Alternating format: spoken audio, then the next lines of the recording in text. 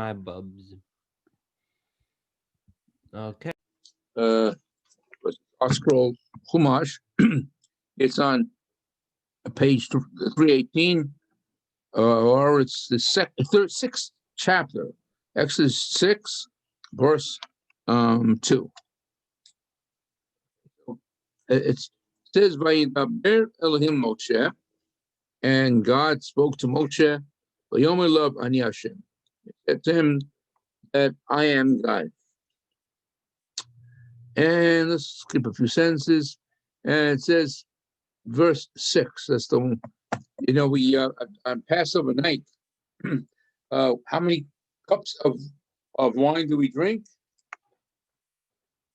4. 4. So how do we know it? So we go down to I verse. think that Hashem said he's going to take us out and. Right. But us. each one stands for something. Yeah. But it starts on verse 6.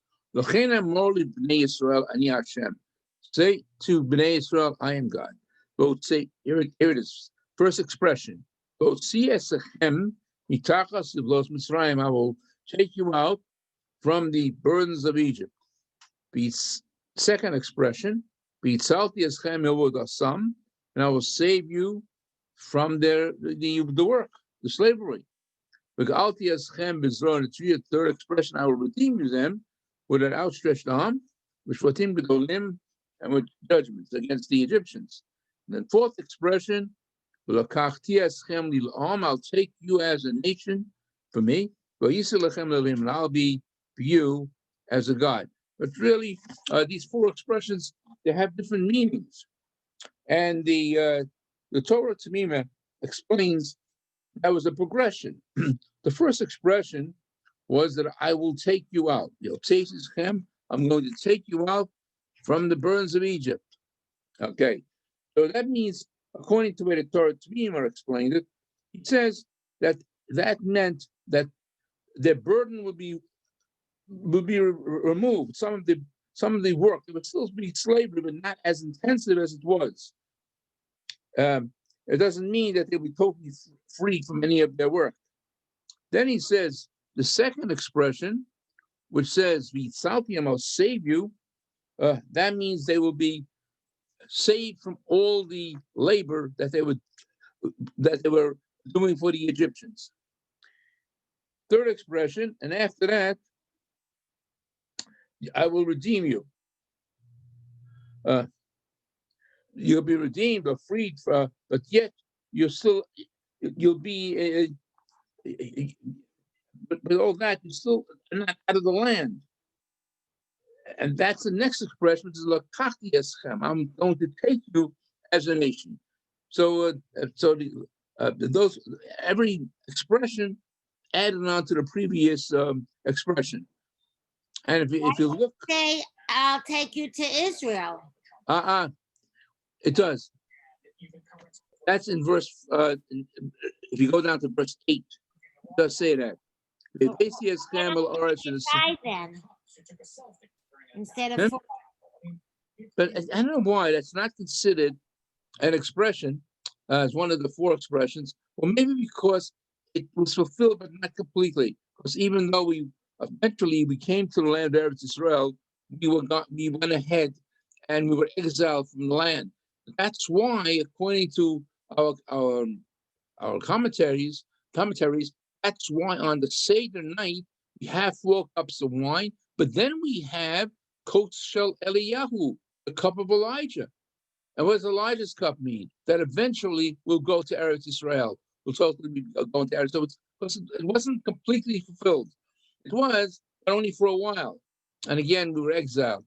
But eventually, at the end, when that time will come, Mashiach will come, we'll all go to Eretz Israel. And therefore, we do have a 5th cup, which represents the future redemption that we will have.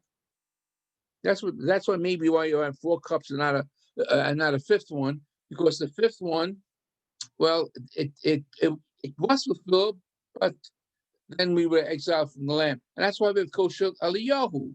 That represents the 5th cup. We will eventually, Eliyahu will come and tell us when Mashiach will arrive, and we'll be able to be going back to Eretz Israel. And then the Beit HaMikdash rebuilt, and so on. Of what's happening now, that we have Israel today, it's really a miracle. It's great, but it's not the completion of it. The Geula Shlema, the complete redemption, will be when Mashiach will come, and they'll have the rebuilding of the Holy Temple, and that'll be the final Holy Temple, and everything will be restored the way it used to be. Of course, exactly what the type of service will have in the Holy Temple. Some people, some of our sages say it might change. Some our people to have animal sacrifices feels very strange. So it might be something else, more of a prayer service. I don't know. We're not certain exactly what will happen. Some maintain that we will have animal sacrifices, but some say maybe not, since that's not our style of life as it stands today. Okay. Now let's go further. Now in this particular parsha, you will have 7 out of the 10 plagues. 3 will come on next week's parsha, Parshas Bo, and the easiest way to remember it, if you Parshas Bo, the word Bo, Bet Aleph. Bet is 2, Aleph is 1. So the Parshas Bo has 3 of the 3 last plagues, and this parsha for Era had 7 plagues.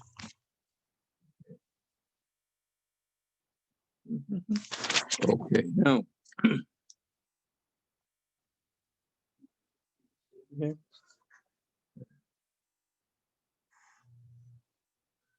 Now, when Moshe and Aaron go to Paro for the very first time, remember Moshe did not want to go alone. Going back to last week's parsha, and finally, Hashem told him, "Okay, you don't want to go alone. Aaron is a better speaker. He'll be the great spokesman, and you'll be there just telling what's going to happen. But Aaron will elaborate and embellish on everything that you will say." And if you look on page 324, verse 8. Chapter 7, verse 8. No, what chapter? Chapter 7, verse 8. Okay, look what it says. Now they're coming in to see Paro. Il Hashem el Moshe v'Aaron lemor, and Hashem said to Moshe and Aaron, Yadaber lechem Paro lemor. Paro will speak to you, saying, "Tanu lechem office. I want to see a sign. Give me a sign that you're really are leaders."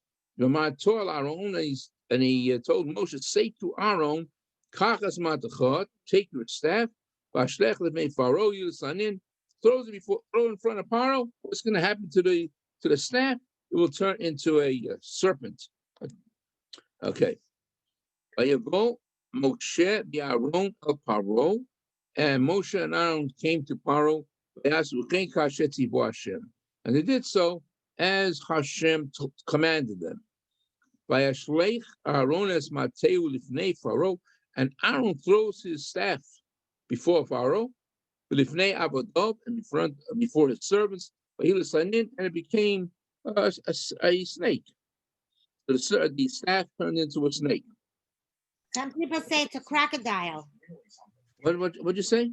Some people say it's a crocodile. That's right. Yeah, it's possible. Even when it comes to the second plague in Egypt, but when they said frogs, not everybody says it was frogs. Some say it also was a crocodile.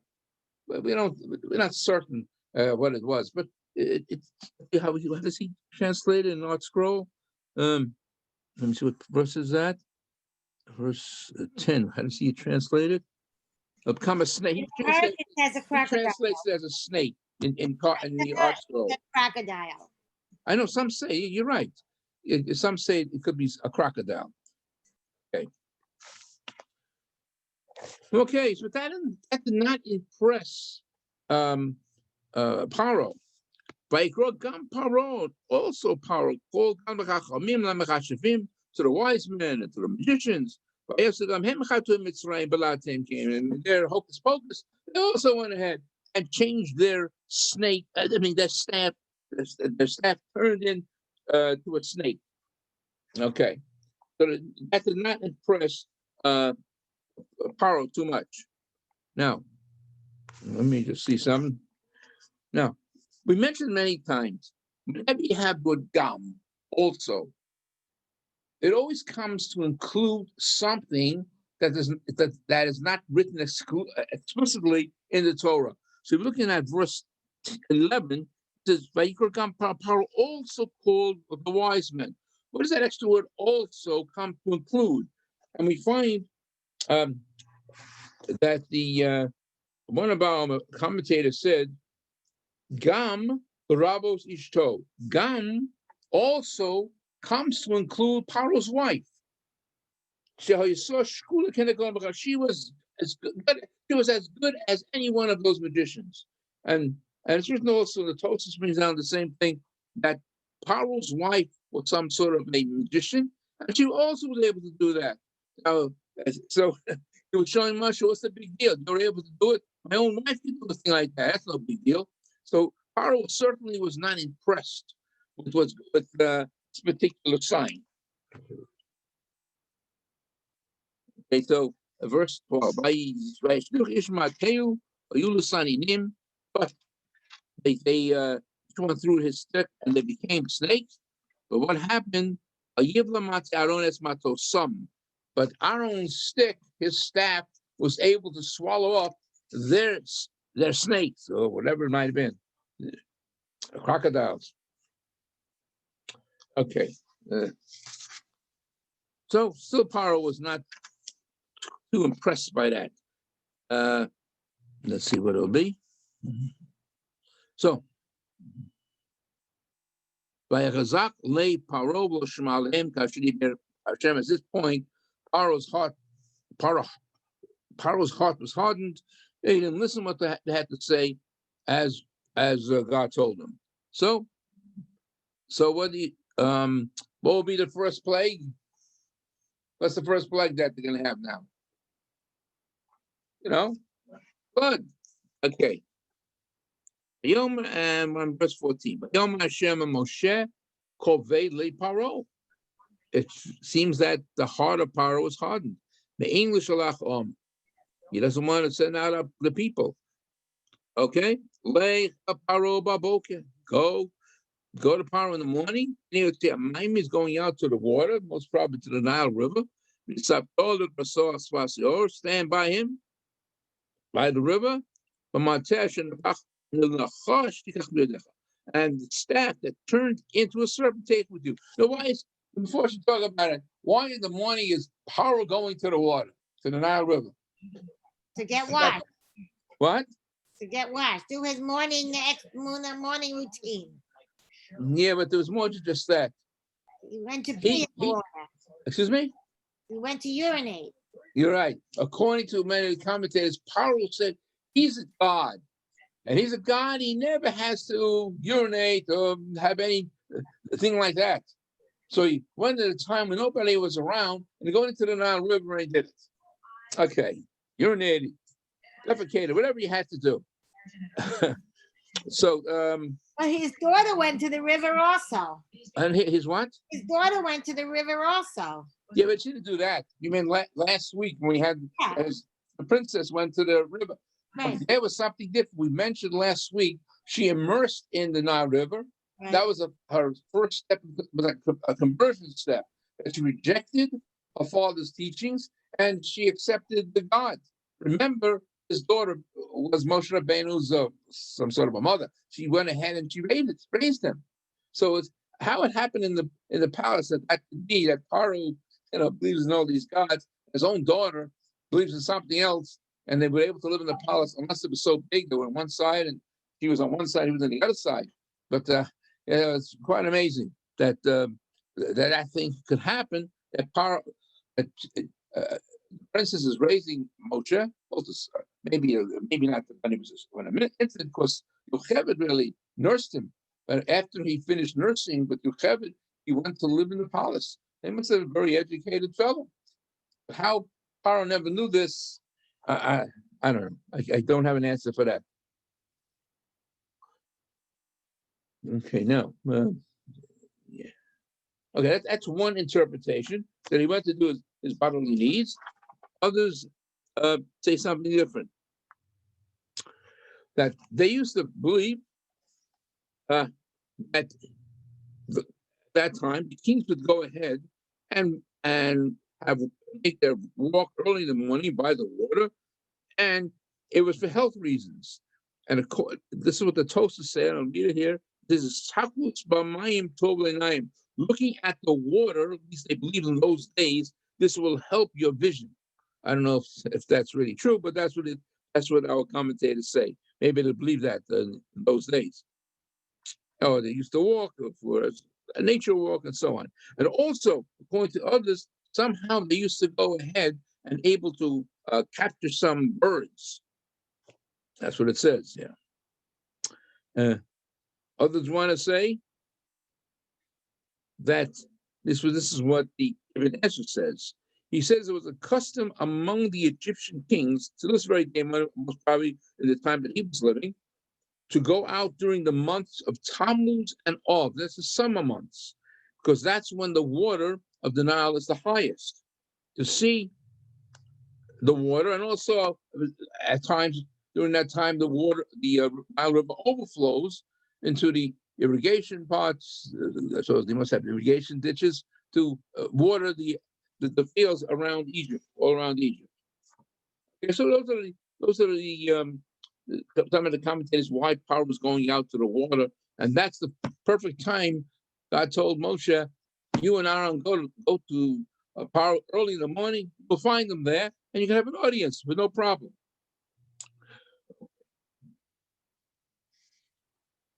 No.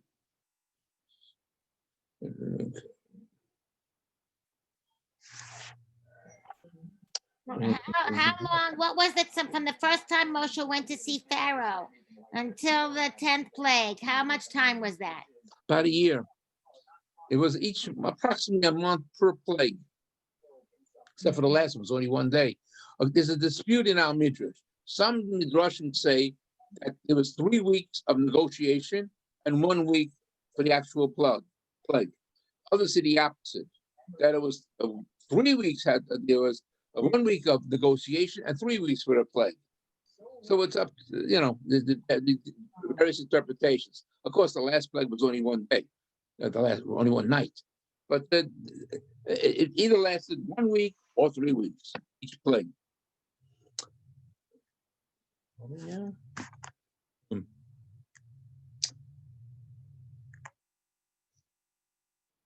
Oh, if you notice, let me just get to that verse. Oh, yeah, here it is. And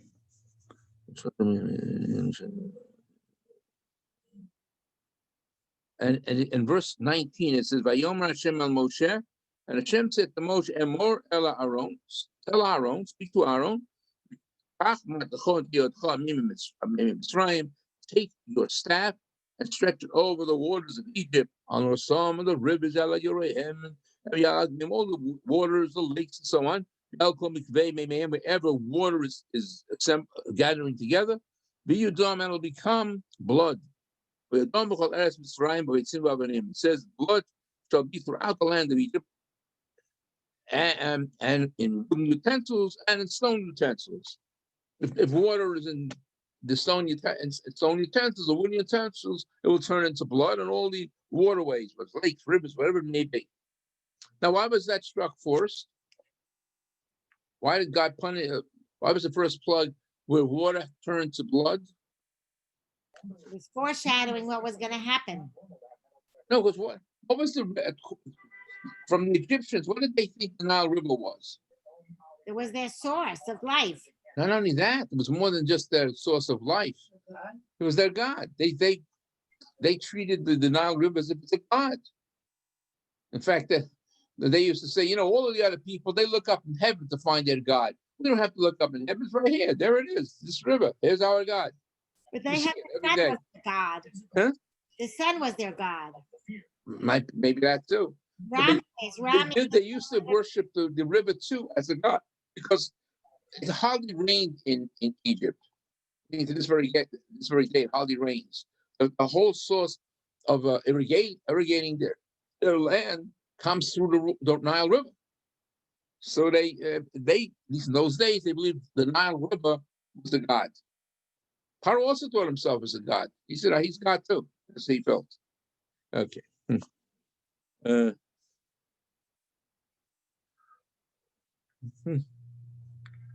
okay. Now the other thing is, why does over here in this verse, when before the actual water turns to blood, why does Moshe say, or why does God say to Moshe, tell Aaron to stretch his staff over the water, and the water will turn to blood? Moshe Rabbeinu also had a staff. Why couldn't he do it? He didn't want to do it because the Nile saved his life. Okay, that's correct. That's exactly what they say. And okay.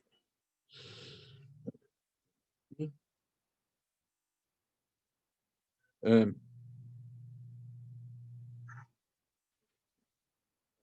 no. Mhm. Okay, let's see what it says over here. Verse 20. Vayasu chen Moshe v'Aaron kashetu Hashem. And Moshe and Aaron did as God said. Vayoram b'mata, and he stretched out, raised his hand with the staff, meaning Aaron. Vayachas hamayim, he smoked the water, Asher be'or, in the river. Le'nei right in front of the eyes of Paro, u'ne'avadav, the eyes of his servants. Vayaflu chol hamayim Asher be'or ledam. All the water turned into blood.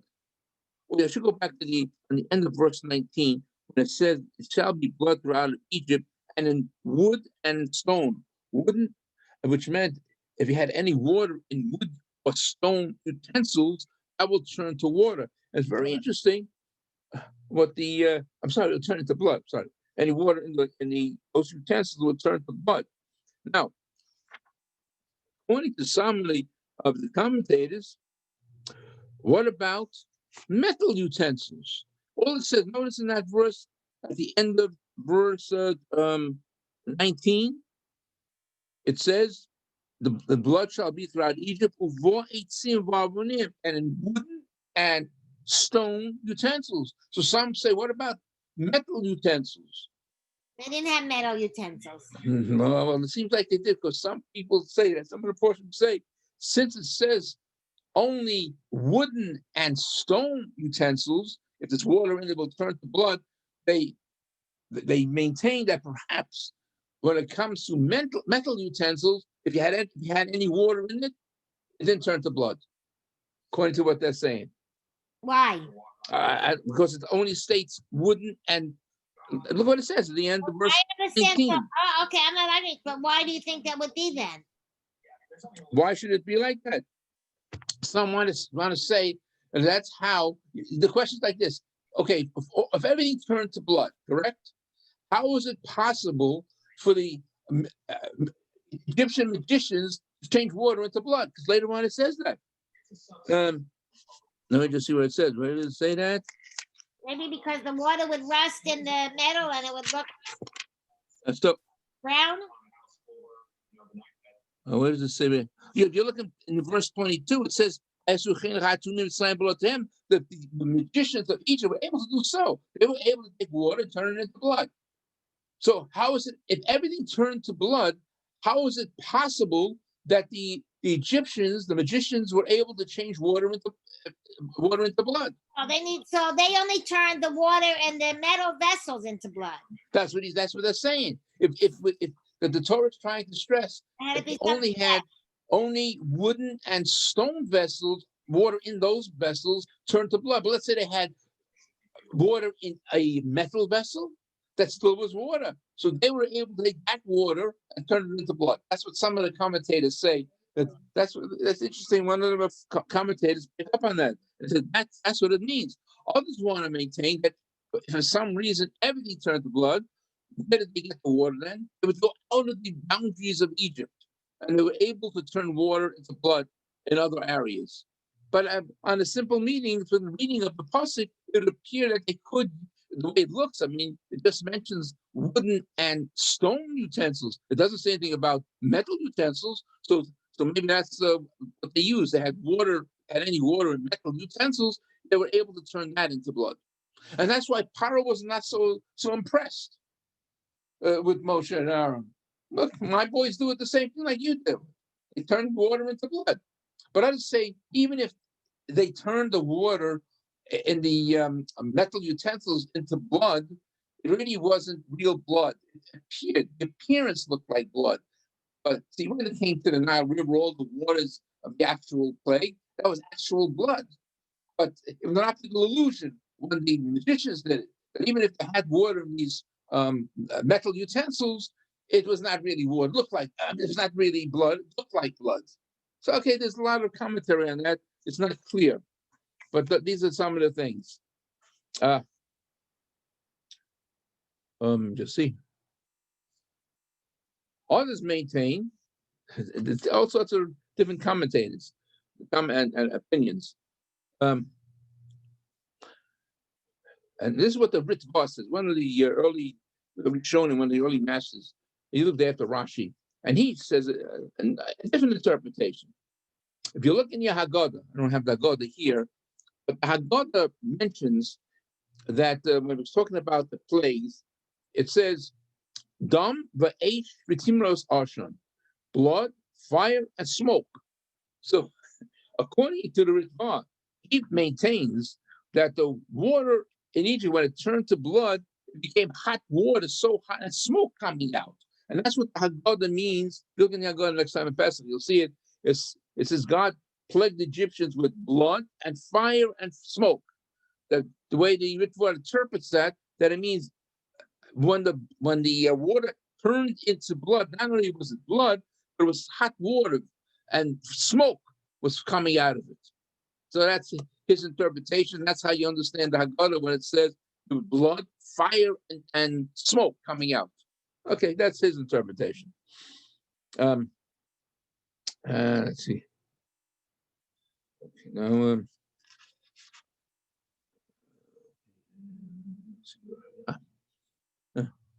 Does it say fire or heat? Fire. Well, maybe it was hot water, heat. It was so hot that smoke was coming out of it. So it looked like, that's the way he explains it. That's what he says. It doesn't say that part of the Torah. To say that it was not in metal, that there was water in metal utensils that did not turn into blood, that we could see because the Torah explicitly states wood and and stone utensils. The water in that turned to blood. Okay, so here you have various types of commentaries on it. And this is here. Oh yeah, we mentioned that it's one of the reasons why the water turned to blood, because especially the Nile River was considered a god. So Hashem wanted to show that the Nile River is not a god. Okay. Others want to say the reason why water was smitten first of all things is because the Egyptians did not permit the Jews to immerse themselves in the Nile River or any water to wash themselves. So the water was the first thing that was smitten. Or some want to say that this was in those days, the first thing an enemy would do when they attack somebody, if they make a war against somebody, in those days, what do? You're trying to stop the water. You don't want to have the enemy to have water. And water is an essential thing to drink. So that's why the water was hit and smitten first. Okay.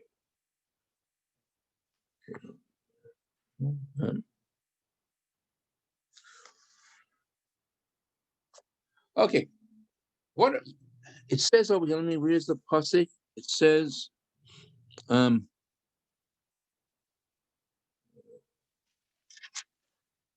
if you look back in verse 21, Mesa. Okay. All the fish that happened to be in the river died. And it was a terrible smell. Besides the water changing into blood, it gave off a foul odor. The Egyptians cannot drink the water from the river. Okay, the question is asked: what happens? Would it be permitted according to Torah if the fish died in the water and a Jew would take it out? According to halacha, let's say you washed off that fish. Could that fish be eaten? Because fish do not require shechita, right? The fishermen, they go ahead and then they collect fish, you take it out of the water, and eventually we can eat it, provided it's a kosher fish. So does that apply to the fish who died? Let's say there must have been dead fish over there in the water. If the Jews throw it out the water, somehow they washed it off because they had water. Would that be okay to eat? What do you think? You can't eat a dead animal, right? You have to kill it. Well, isn't your fish a dead fish? What? Removing it from the water is like slaughtering the animal, right? Once they take it out of the water, eventually it dies. Right, but it was already dead before you caught it. It's already before you. Yeah. That's the thing. They said it's no good. Because when you take it out of the water, let's say assuming that's a kosher fish, when they take it out with the big nets and all that, it's alive when they're taking it out, and then it dies. But over here, since the fish were dead while they were in the water, even if they wash off the fish and take all the blood away, wash off the blood, still they cannot eat the fish. That's right. That's what our commentators say. Fish like that, they cannot eat fish. So the Jews cannot eat that type of fish, even if it's a kosher fish. Okay. All right. Okay, now one thing. Okay.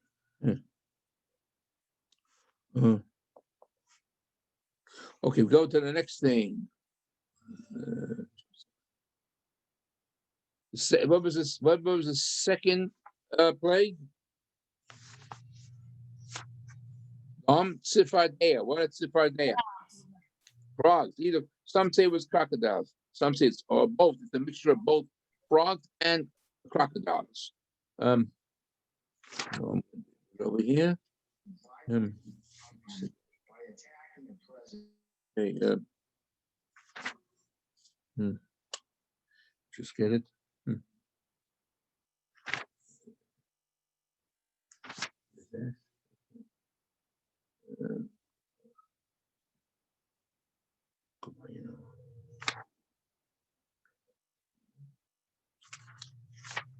Right there. Okay, where are we now? Oh, here it is. Okay. On page chapter 8 already. No, chapter 7. Chapter 7, verse 26. So it says, Vayomer Hashem el Moshe. Hashem said to Moshe, go to Paro, Yomatilav, say to him, Ko Omar Hashem. This is what Hashem said, Shalach Asami v'Abduni. Send my people out and have them serve me. And if not, you won't send them out. That's a faradim. Okay, the second one.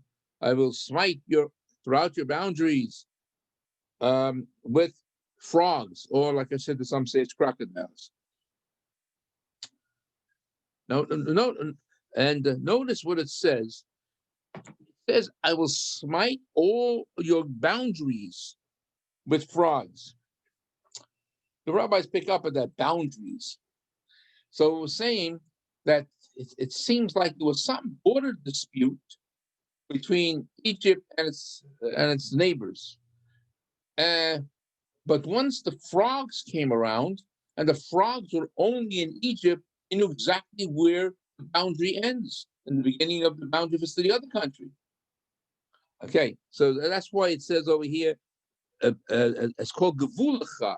All your boundaries will be smitten with frogs. Okay, it says Visharatzi, or it's about what? Yeah. And here we just from all the boundaries.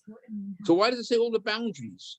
Well, maybe it'll smite all of the boundaries within the boundaries of your country. The frogs will be all over, not only by the Nile. But it doesn't say that in any other plague that's in your boundaries. So this is what the Mepharshim say. The commentators say that at least because they had this boundary dispute, and the frogs were only within the boundaries of Egypt. They right away knew where their boundary ends and the other country's boundary begins. That's why They didn't go to any other country anyway. I didn't hear what you said. Plagues didn't go to any other country anyway. They only stayed within the boundaries of Egypt, right? Yeah, but not necessarily with the water, but boundary for some other nation. This boundary, there might have been a land boundary dispute, so you couldn't use, let's say, the river as a way of knowing the boundary. But since the frogs, wherever they were, the crocodiles would not go beyond that boundary, they knew that their boundary lasted until where the frogs went or the crocodiles went. And that's what it's saying. Went beyond the boundary of Egypt either, right? What didn't go beyond the boundary? No other plague. Yeah, but how could you tell? If you, let's say, the water, I don't think Egypt's surrounded by water. There was part of the boundary was land. How are you supposed to know that? The only way that you could know that is the first way you can know is through the second plague, because the frogs will only stay within the boundary. So they knew anything beyond the boundary, it's not Egypt. Okay. The locusts, okay? The locusts were in Egypt. They weren't in Canaan, right? They didn't go anywhere else. That's so. Well, you might be right in that, but the first time they see that the boundary would be with the frogs. And you're right. By the locusts, but later the same thing.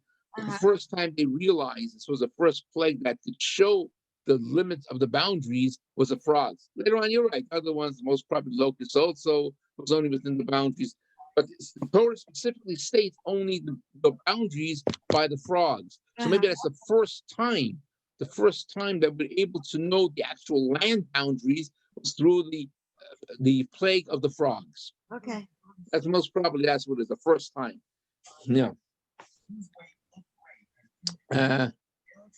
Okay, so that if you go down to verse 20,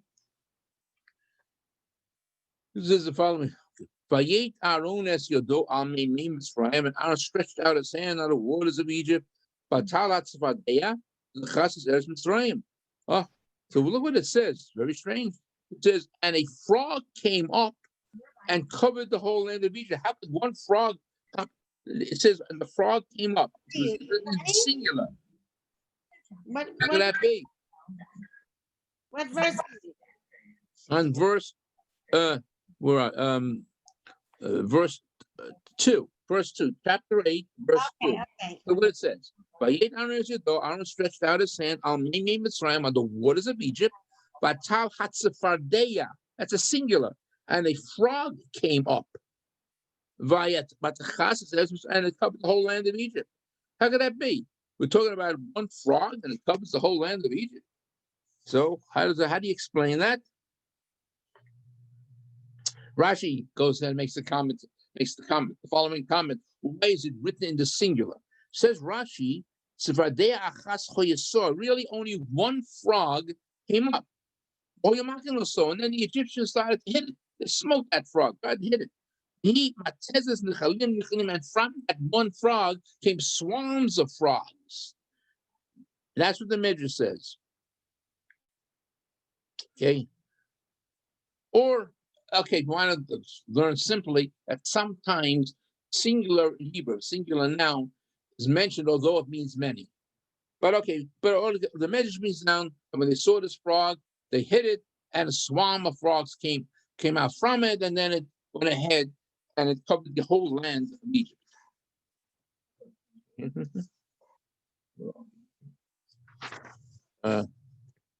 And also over here, you find that Aaron did it, not Moshe, because again, since by Moshe, the water was saved, and here the frogs coming from the water, so he does not do the actual hitting of the water when these plagues happened.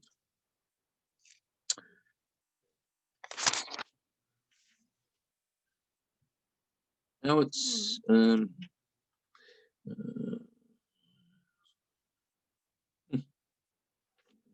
me see.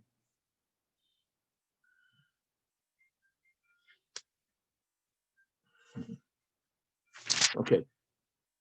Now we have the just the you have the keenum, lice. Okay. That was the third plague. And he said to have lice, right? Let me just get it. Okay. And again, the same business happened that throughout Egypt there was lice. Oh, by the way, besides that, oh yeah, there was one city in Egypt that did not have these plagues. What city was that? Goshen. Right. Remember, that was like the first Jewish ghetto. Eventually, Jews moved out of Goshen and they assimilated with the Egyptians. But originally, I mean, even at that time, the majority of Goshen was inhabited by Jews. So in the city of Goshen, none of these places, whether it's frogs, whether it's lice, all those places did not affect the Jews living in Goshen. Okay. Now, when you find, let me just see here, it says over here. Let me see. Now, when it came to the lice, the third plague, were the Egyptian magicians able to do it? Were they able to produce lice? The answer is No. no. Why not? They were able to change water into blood. They were able, even says they were able to make frogs. I'm not. Let me just see where it says it.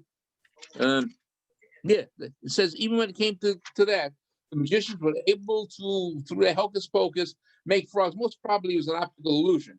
But when it came to the lice, they could not go ahead and produce the lice. All right, because when it came to lice, it was so small they could not go ahead and make anything that's very small. Had to be big, something bigger to be able to do it, even if it's just an optical illusion. Some even say, even when it says that the magicians were able to change water into blood, it just looked like blood. It was an optical illusion. Or the same thing by the frogs that they came out. It was optical illusion. But it came to lice, they couldn't even produce this as an optical illusion. So and that's why it says by that particular plague, which is not said by the first two. If you look in verse 15, chapter 8, verse 15. Paro, they finally admitted, something, we can't even produce it. It's the finger of their God. But Paro couldn't care less. He hardened his heart. He didn't want to listen, even though his own magicians were unable to produce lice. So he saw there was a God, somebody is doing this. But he refused to recognize Hashem, and he refused to send out the people of the Jews from Egypt. But I think but he realized, even though he realized that the magicians, his own magicians, did not, even through an optical illusion, cannot make lice. Okay. When it comes to the frogs, when it comes to the lice, when it was taken away, the frogs died. And it was in Egypt. It remained in Egypt. When it came to the lice, the same thing. It doesn't say that. But it came to also the lice also died. And of course, when the frogs died, it was a terrible stench throughout Egypt, and also the lice. However, the next plague, which is the mixture of wild beasts, when after the plague finished, we don't find that the animals are dying in Egypt, but rather they fled the land of Egypt. Why is it that when it came to the plague of Orol, the plague of mixed animals, the animals left the land of Egypt. When it came to frogs or lice, they died in Egypt. What's the most logical thing? You want to punish the animals. I didn't hear what? I'm sorry. Punish the animals. No, our commentators mentioned when it comes, if an animal, let's say you had animals dying in Egypt, the Egyptians could use the hide of many of these animals for their own purposes. So therefore, when it came to the animals, after the plague was over, the animals left Egypt. They didn't die in Egypt. The frogs died. The lice died. There must have been a terrible smell, especially when the frogs died. But they didn't. But the animals, the multitude of animals, the mixture of animals, did not die in Egypt because many of those animals, the Egyptians could use as hides, make a lot of money on that, leather, and so on. So when the plague ended, all the animals fled and left the boundary, left Egypt, and went back to where they came from. Okay. All right. So I didn't have a chance to finish everything in the Parshat, but the hope Shabbos you'll review the whole Parsha, and next week, well, Tuesday we'll have our usual class in Shoftim, and Mr. Shem, next week we'll complete our talk concerning the Egypt and the next week, the last 3 plagues, and so on, and finally the next week the beginning of the redemption, preparing for redemption of leaving Egypt. Okay, so Shabbat Shalom. Everybody feel good. Have a wonderful Shabbos, and I hope we will meet quickly, maybe with the vaccine that's being distributed throughout the country. We'll see a decrease, although it's increasing. I don't understand. It's increasing throughout the country, especially in Arizona and California. So let's hope they'll stop. Shavuos. What? For Shavuos, maybe. The Shavuos, that's already May, June. Not before Shavuos. Definitely not Pesach. I don't know. Yeah, it could be. Well, I know I had a bar mitzvah that was supposed to be in May, the first week of May, and the family's postponing it to next year because they still think that May is not going to be good. I don't know. We'll see. People don't get their vaccine now, and it takes 2 months after you get the 2 injections. So if you don't get it till the end of February, it's already the end of April. It's after Pesach. It takes 2 months for what? What do you mean it takes 2 months to see right. to see if these vaccines work? Is that what you're saying? So for it to be effective. Because I was told that even though you might have the vaccine, you still can be affected. Well, yeah, you need 2 of them, and it's almost 3 weeks after the second one. Okay. So it's. And so many people. 2 months. It's not going to be until Shavuot. Oh gosh. Or after. All right. So we're hopefully. Who knows? It's already a year. Right? Already a year. That's for Rosh Hashanah. It's not to say Rosh Hashanah. Everybody gives a different date. Toby says it's Rosh Hashanah. Okay, whatever. Okay, have a Shabbat Shalom and hope everyone will get their vaccinated. Everybody should feel good, and hopefully the numbers will go